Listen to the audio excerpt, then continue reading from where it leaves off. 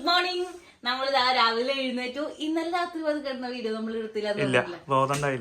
അല്ല ഗൈസ്, എനിക്ക് ബോധമുണ്ടായിരുന്നു ഗൈസ്, ഇവന് ബോധമുണ്ടായിരുന്നില്ല ഗൈസ്. അപ്പൊ നമ്മള് ഇന്നലെ കിടന്നു തുടങ്ങി. ഇന്ന് രാവിലെ എഴുന്നേറ്റു. ഇനി നമ്മള് ഇന്നത്തെ ഇവിടുത്തെ ആർക്കിടെക്ചർ കാണാൻ വേണ്ടി പോവാണ്. ഇന്നലെ നമ്മള് രാത്രിയിലാണല്ലോ കണ്ടത്. അപ്പൊ ഇന്ന് പകരം നമുക്ക് ഓസ്ട്രിയ കാണാൻ വേണ്ടി ഞങ്ങൾ പോവാണ്. അതിനു മുമ്പ് നമുക്ക് ഈ പെട്ടി എവിടെയെങ്കിലും ഒന്ന് ഒതുക്കണം. കാരണം നമ്മൾ ഇന്ന് രാത്രിത്തെ ട്രെയിനിൽ തിരിച്ചു പോവാണ്. ഞാൻ പറഞ്ഞില്ലേ, ജസ്റ്റ് ക്രിസ്മസ് മാർക്കറ്റ് മാത്രം കാണാൻ വേണ്ടി വന്ന ഒരു ട്രിപ്പായിരുന്നു ഇത്.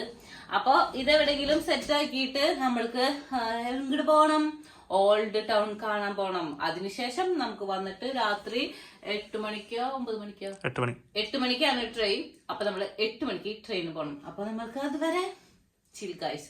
ഇന്നലെ നമ്മൾ കഴിക്കാൻ പോയ സാധനം ഇല്ല, അത് നമുക്ക് രാവിലെ പോയിട്ട് ക്യൂവിൽ നിൽക്കാൻ പറ്റുമോ നോക്കണം. അതിന് മുമ്പ് ഇവന് കുറച്ച് ഫുഡ് കൊടുത്ത് ഇവന്റെ ദേഷ്യം മാറ്റണം. ബ്രേക്ക്ഫാസ്റ്റ് കഴിച്ചിട്ടില്ല. അയ്യോ, ഇങ്ങനെയൊക്കെ കാണിക്കണം. ഇപ്പൊ തന്നെ പറഞ്ഞോണ്ടാ, എനിക്ക് ഫുഡ് തന്നോ അല്ലെങ്കിൽ ഞാൻ ദേഷ്യപ്പെടുന്നു. അപ്പൊ നമുക്ക് ബ്രേക്ക്ഫാസ്റ്റ് കഴിക്കാൻ പോകണം. അതിനുശേഷം നമ്മൾക്ക് ഞാനാണോ പറയണ്ടേ? പിന്നെ ഓൾഡ് ടൗൺ കാണാൻ പോണം. അപ്പൊ നമുക്ക് പോയാലോ? നമ്മൾ ഇന്നലെ വന്നു പോയ ആ റെസ്റ്റോറന്റില്ലേ, അതിന് 11:30ക്കാണ് തുറക്കാട്ടെ. അപ്പോൾ ഞങ്ങൾ 11 മണിയാകുമ്പോൾ എന്താ ഓടിച്ചാടി ഇവിടെ എത്തി. പക്ഷെ ഇന്നലെ കണ്ടേക്കാളും ക്യൂ തന്നെയാണ് ഇന്നും. പക്ഷെ ഞാൻ വിചാരിക്കുന്നത് ഇത് തുറന്നു കഴിയുമ്പോൾ കുറേ സീറ്റിലേക്ക് ഒരുമിച്ച് ആൾക്കാർ കയറുമല്ലോ. അപ്പം നമ്മൾ ഫ്രണ്ടിലെത്തുമെന്നാണ് ഞാൻ പ്രതീക്ഷിക്കുന്നത്. എന്തായാലും ഇനി 11:30 വരെ വെയിറ്റിലാണ്, അരമണിക്കൂർ വെയിറ്റ് ചെയ്യാം. യെസ് ഗൈസ്, അങ്ങനെ കുറേ നേരം കാത്തു നിന്ന് നമ്മൾ എത്തിയിരിക്കുക. അവിടെ നമ്മൾ റെസ്റ്റോറൻറ്റിൽ കയറി പറ്റി. കാണാം, ഇതിൻ്റെ ഉൾഭാഗം ഞാൻ ഫുള്ളായിട്ട് കാണിച്ചിട്ടുണ്ട്. തിക്കും തിരക്കിലും പെട്ട് ഞങ്ങൾ ഓടിയ കാരണം കൊണ്ടാണ് സീറ്റ് കിട്ടണല്ലോ ഫസ്റ്റ്. അറ്റ്ലീസ്റ്റ് അങ്ങനെ നമുക്കൊരു സീറ്റ് കിട്ടി. ഇനി ഞങ്ങൾ ഇതൊക്കെ ഒന്ന് സെറ്റ് ആവട്ടെ, എന്നിട്ട് നിങ്ങൾക്ക് കാണിച്ചു തരാം കേട്ടോ. നമ്മളെ സാധനം ഫസ്റ്റ് ഓർഡർ ചെയ്ത ക്യാപ്പിച്ചിനോയും ഇവരുടെ പിക്കി മുള്ളർ വൈനാടിൽ നിന്നിട്ടുള്ള വൈനുമാണ് ഇപ്പം ഞാൻ ഓർഡർ ചെയ്തിരിക്കുന്നത് കേട്ടോ. അങ്ങനെ ഒടുവിൽ ആ തിരുപ്പിന് വിരാമം ഇട്ടുകൊണ്ട് സാധനം എത്തിയിട്ടുണ്ട്. ഇതാണ് ഇവിടെ ഏറ്റവും ഫേമസ് ആയിട്ടുള്ള സാധനം. പോർക്ക് കൊണ്ടാണ് ഇത് ഉണ്ടാക്കുന്നത്. ഷിൻസൽ ഒന്നും കൂടി നോക്കിയിട്ട് പറഞ്ഞില്ല, അപ്പം പെട്ടെന്ന് മറന്നു പോവാണ്. ഓക്കെ, അപ്പം അതിൻ്റെ നെയിം ഞാൻ എൻ്റെ അടിയിലായിട്ട് ഇടാം കേട്ടോ. അപ്പോൾ പോർക്ക് വെച്ചിട്ടാണ് ഇത് ചെയ്യണത്. നമുക്കൊരു ചിക്കൻ്റെ ഒരു സംഭവമാണ് ഓർഡർ ചെയ്തേക്കണത് കേട്ടോ. പിന്നെ കുറച്ച് ഫ്രഞ്ച് ഫ്രൈസ് പറഞ്ഞിട്ടുണ്ട്. അപ്പം ഞാൻ ഇനി ഇത് കഴിച്ച് നോക്കട്ടെ വീഡിയോയിലേക്ക്.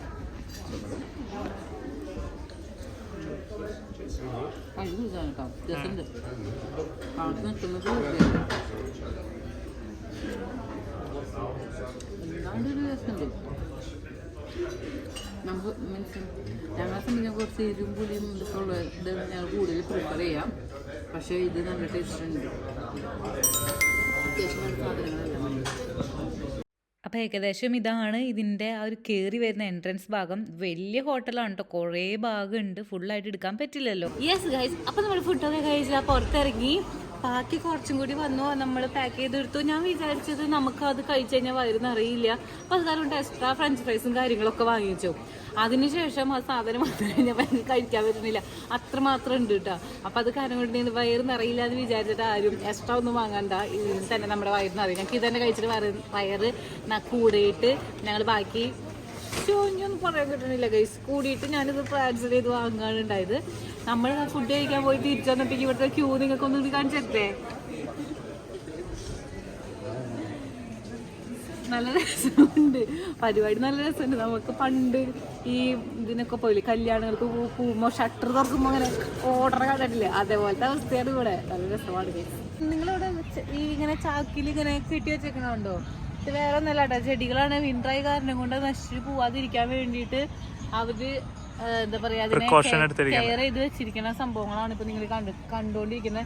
1968 ഉള്ള തുടങ്ങിയുള്ള ചെടികളൊക്കെ ഇവിടെ ഉണ്ട് എന്നാണ് നമുക്ക് മനസ്സിലാക്കാനായിട്ട് കഴിഞ്ഞത്. ഞങ്ങൾ ഇവിടെ അടുത്തുള്ള ഒരാളോട് ചോദിച്ചത് എന്തെങ്കിലും കെട്ടി വെച്ചേക്കണേന്നത്. അപ്പോഴാണ് ആൾ പറഞ്ഞത് കേട്ടോ. ഓക്കെ, നമ്മൾ ഇന്നലെ ഇതിക്കൂടെ വന്നിട്ടുണ്ടായിരുന്നു രാത്രി. അപ്പം ഇത് ഞങ്ങൾ രാവിലെ കാണാൻ വേണ്ടി വന്നതാണ്. നല്ല കുതിരയുടെ മണം വരുന്നുണ്ട് ഗൈസ്. അപ്പൊ ഈ സെന്റ് പീറ്റേഴ്സ് കത്തീഡ്രലാണ് നമ്മുടെ പിന്നിൽ കാണുന്നത്. പക്ഷെ എനിക്ക് നല്ല മണം വരുന്നുണ്ട്. നല്ല മണം വെച്ചാൽ കുതിരവണ്ടിയും കാര്യങ്ങളും ഒക്കെ ആയിട്ട് ഇവിടെ ഭയങ്കര.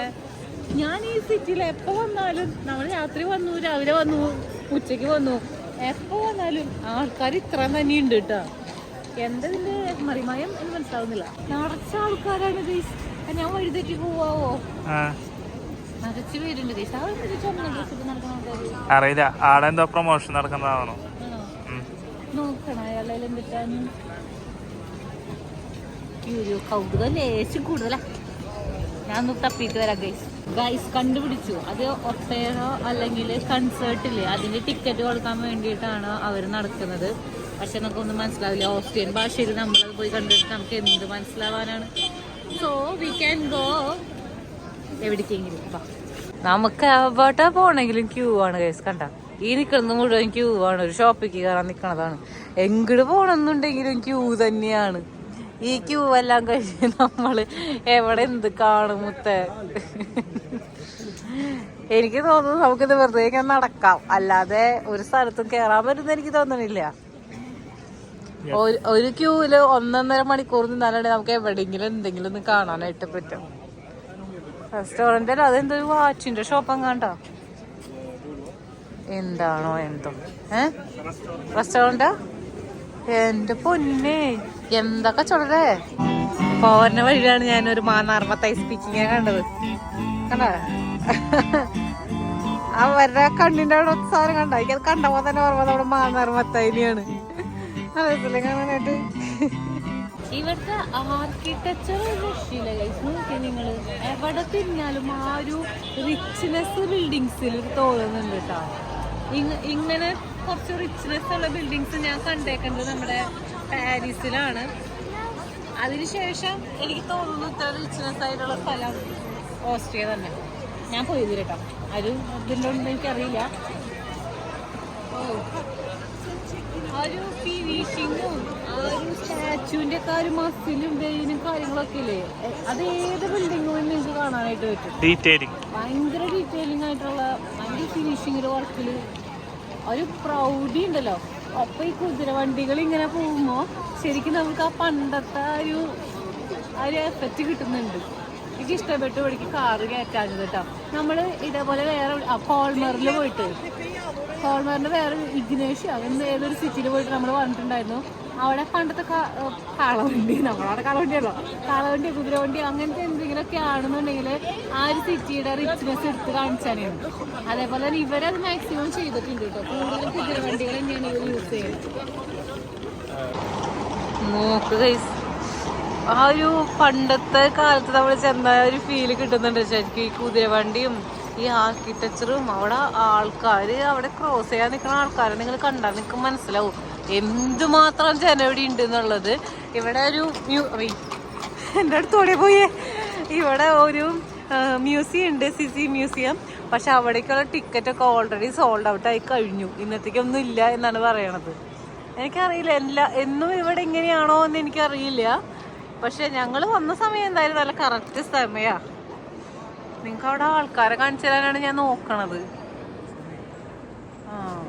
നിങ്ങൾക്ക് ഏകദേശം മനസ്സിലായിട്ടുണ്ടാവും. കണ്ടാ? ഓ എൻ്റെ മോനെ നിറച്ച ആൾക്കാര്. ഇപ്പൊ നമ്മൾ കണ്ടുകൊണ്ടിരിക്കുന്നതാണ് ഓസ്ട്രിയൻ പാർലമെന്റ് കേട്ടോ. ഇത് കണ്ടിട്ട് പുതിയ കെട്ടിടം പോലെ ഉണ്ട്. പക്ഷെ അവർ ആർക്കിടെക്ചർ കുറച്ചൊക്കെ അതിൽ കൊണ്ടുവരാൻ ശ്രമിച്ചിട്ടുണ്ട്. പക്ഷെ ബാക്കി നമ്മൾ കെട്ടിടങ്ങൾ കണ്ട അത്രയ്ക്ക് ഒരു പ്രൗഡി ഒന്നും എനിക്ക് ഇതിന് തോന്നുന്നില്ല. നിങ്ങൾക്ക് തോന്നുന്നുണ്ടോ? പക്ഷെ ഗോൾഡൻ ഫിനിഷ് കൂടുതൽ പോലെ ഉണ്ട്.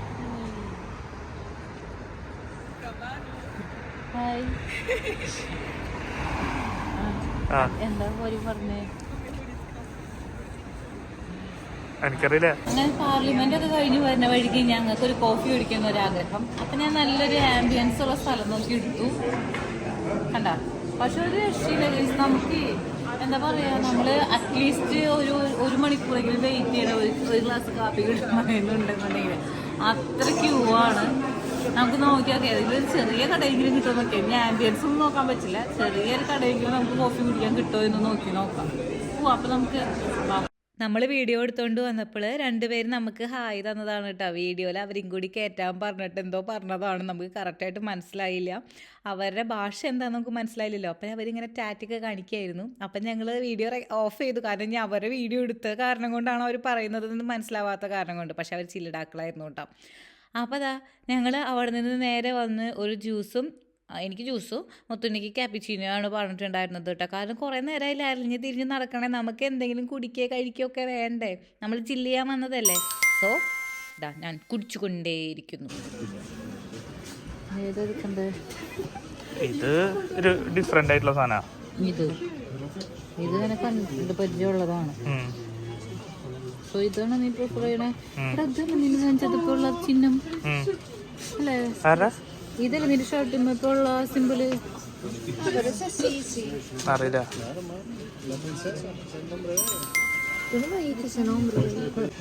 ഏതാ പ്രിഫർ ചെയ്യണേ? എനിക്കിത് കുഴപ്പമില്ലാണ്ട് തോന്നി, പക്ഷെ ഇത് ഭയങ്കര സ്പേസ് എടുക്കും നമ്മുടെ. അത് മാത്രല്ല ഇതല്ലേ നമുക്ക് കണ്ടുപരിചയമുള്ള കാര്യങ്ങള്. യെസ് ഗൈസ്, അപ്പൊ നമ്മുടെ സോവിനിയർ വാങ്ങിച്ചത് നിങ്ങൾ കണ്ടില്ലേ. അപ്പൊ അതിൽ അശ്വതി ഓൾറെഡി ഇവിടെ വിയന്ന വന്ന് പോയതാണ്. പക്ഷെ അവർ നോക്കി നടന്ന സാധനം കിട്ടിയില്ല. അപ്പോൾ ഞങ്ങളോട് അവർ പറഞ്ഞിട്ടുണ്ടായിരുന്നു നിങ്ങൾക്ക് കിട്ടുകയാണെന്നുണ്ടെങ്കിൽ നിങ്ങൾ വാങ്ങിച്ചിട്ട് വന്നോളൂന്ന്. അപ്പൊ അതാ നോ കങ്കോരൂസ് ഇൻ ഓസ്ട്രിയ എപ്പോഴും തെറ്റിപ്പോകുന്ന സ്ഥലങ്ങളാണല്ലോ. അപ്പൊ ഇത് അവർ വാങ്ങണമെന്ന് പറഞ്ഞു. ഞങ്ങൾ മാറിക്കയറി നടന്ന് സാധനം കണ്ടുപിടിച്ചു ഗൈസ്. അപ്പോൾ എല്ലാം സെറ്റായിട്ടുണ്ട്.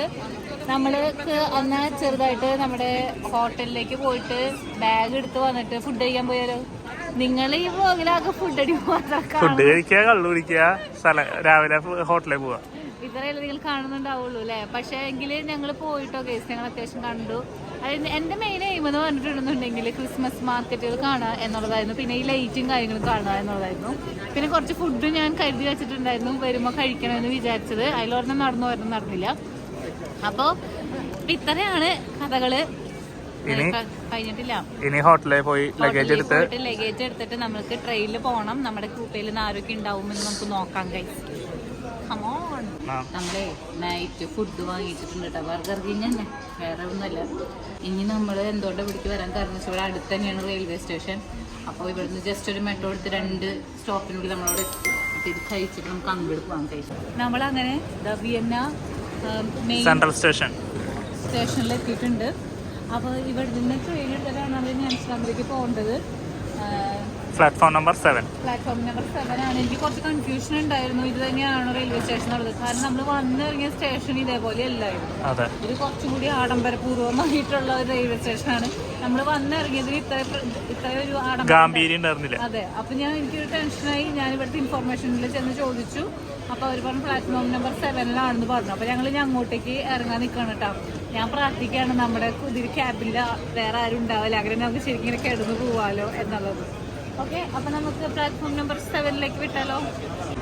അങ്ങനെ 1.5 മണിക്കൂർ ലേറ്റ് ആവും എന്ന് പറഞ്ഞ ട്രെയിൻ ഒരു 45 മിനിറ്റ് ലേറ്റോടുകൂടി എത്തിച്ചേർന്നിട്ടുണ്ട്. നേരത്തെ എത്തിയിട്ടോ, എന്തായാലും നന്നായി. പിന്നെ വേറൊരു കാര്യം കൂടി ശ്രദ്ധിച്ചോ നിങ്ങൾ. ഇപ്പോൾ ഇവിടെ നിങ്ങൾ കാണാനുണ്ടാവുക ഹാംബർഗ് എന്നായിരിക്കും. അപ്പോൾ ഇതിൻ്റെ പകുതി പോകി ഹാംബർഗിലേക്കും പകുതി പോകി നമ്മുടെ ആംസ്റ്റർഡാമിലേക്കാണ് പോവുക. സോ നമ്മൾ ആംസ്റ്റർഡാമിൻ്റെ സൈഡിൽ നിന്നില്ല എന്നുണ്ടെങ്കിൽ നമ്മൾ ഹാംബർഗിൻ്റെ വേറെ ഏതെങ്കിലും ഭാഗത്ത് എത്തിച്ചേരുന്നതായിരിക്കും. അപ്പോൾ ഇതാണ് നമ്മുടെ ബോഗി. 255 അപ്പോൾ ഇതാണ് നമ്മുടെ ബോഗി. അപ്പോൾ ഇതിൽ നമുക്ക് പോവാട്ടോ. അങ്ങനെ നമ്മൾ ഓസ്ട്രിയയിൽ നിന്നും തിരിച്ചെത്തിയ വ്ളോഗ് ആ ഒരു വീഡിയോസ് എനിക്ക് എടുക്കാനായിട്ട് പറ്റിയില്ല. വേറെ ഒന്നുമല്ല കേട്ടോ, കാരണം ഞാൻ ആദ്യമായിട്ടാണ് ഒരു ബോഗി ക്യാൻസൽ ചെയ്യുക ട്രെയിനിലെ എന്ന് പറയുന്നത് കേൾക്കുന്നത്. നമ്മുടെ നാട്ടിലൊക്കെ ട്രെയിൻ ക്യാൻസൽ ചെയ്തു, അല്ലെങ്കിൽ ഇവിടെയൊക്കെ ഞാൻ ട്രെയിൻ ക്യാൻസൽ ചെയ്തു എന്ന് ഞാൻ കേട്ടിട്ടുണ്ട്. പക്ഷെ ആദ്യമായിട്ടാണ് ബോഗി ക്യാൻസൽ ചെയ്യുന്ന പരിപാടി ഞാൻ കേൾക്കുന്നത്. അതായത് നമ്മള് അന്ന് അവിടെ നിങ്ങൾ കണ്ടിട്ടുണ്ടായിരിക്കും 255 എന്ന് പറഞ്ഞിട്ടുള്ള ഒരു ബോഗിയിലായിരുന്നു നമ്മൾക്ക് പോരേണ്ടിയിരുന്നത്. അപ്പൊ ബോഗി അവിടെ ഉണ്ട്. അപ്പൊ ഞങ്ങൾ നോക്കിയപ്പോ ബോഗി ഉണ്ടല്ലോ, അപ്പൊ നമുക്ക് കയറി പോരാം എന്നായിരുന്നു പ്രതീക്ഷിച്ചിട്ടുണ്ടായിരുന്നത്.